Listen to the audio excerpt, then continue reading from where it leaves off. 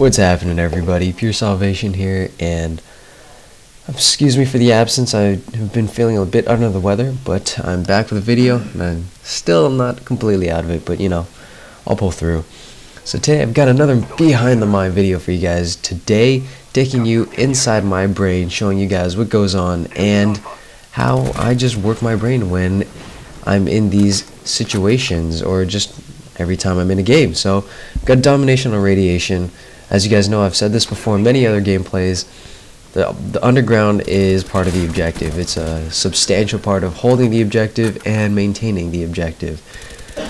So I know I've shown you guys how to hold it with a CB combination. Well, today I'm going to show you guys how to hold this Domination combo with an AB combination. So as you can see, I put my motion sensor because it's a much further distance from A to B than it is from C to B, so I put my motion sensor closer to B so I can watch that side, while I keep myself over here making sure none of the enemies take the flanks, because that's pretty important. If you get flanked here, it is almost over. Like it's very easy to switch up the spawns in this map. It's quite easy to flank the other enemy team, because there's a lot of different routes, so you always want to be on your tippy toes about that. So what you see me trying to do is, my job in this game is to protect A and clear out the A flank. As you can see, the enemies are really trying to push A, and so as a result, I see, alright, well,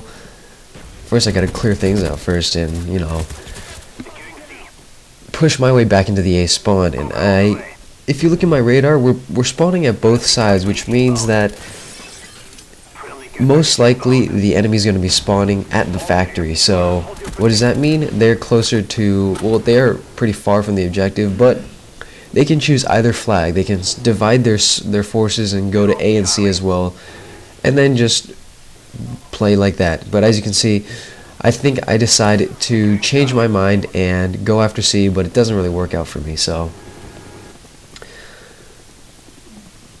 what I suggest when you are playing on this map is try to go for the CB combination, because it is much easier to hold. The AB combination is much more difficult because there's a lot more ground you have to cover.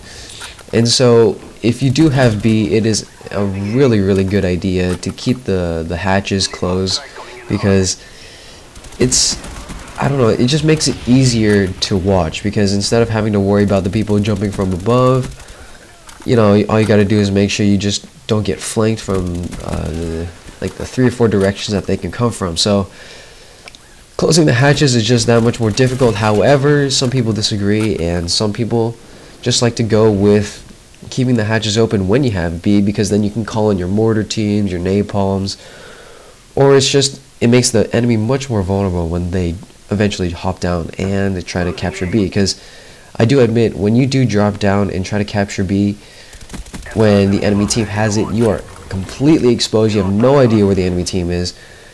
So, you know, it really can work both ways. Personal preference, I just like keeping the hatches closed. And so the enemy took A, we took C. We've been dominating there for a while, so I'm not really worried about the score right now. I'm trying to hold trying to get some map control, but you know, the randoms in the party, not sure they know the definition of map control. So hey, I get my Blackbird, call it in, and now I've figured that they are still spawning at the factory, but I mean, we're all over the place. As you can see, we've taken the A flag, and so now we're dominating them to the 10th degree.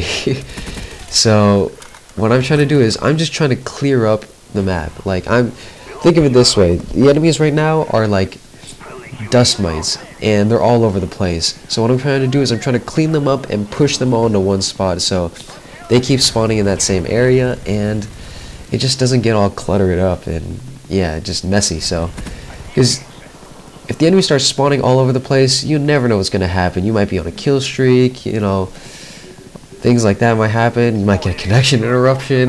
No, that's completely irrelevant.